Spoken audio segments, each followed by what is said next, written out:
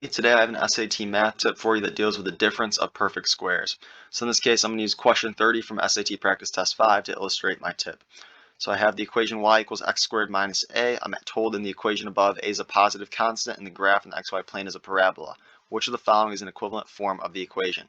So the first thing that jumps out to me right away is that I have x squared and I have minus a, but I don't have any ax term. So I see that there is no ax term.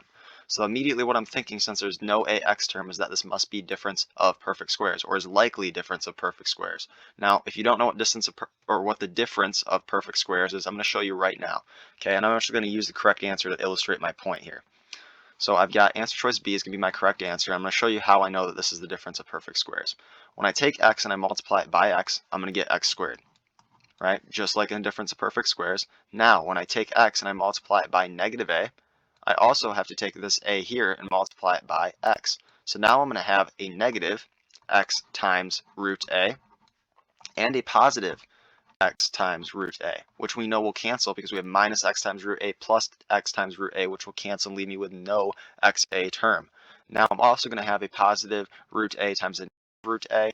Now that's going to give us negative root a squared, right? Minus root a squared, since we have a negative sign right here, and we have a root a times root a. Obviously, squared times square root is going to leave us with just a, right?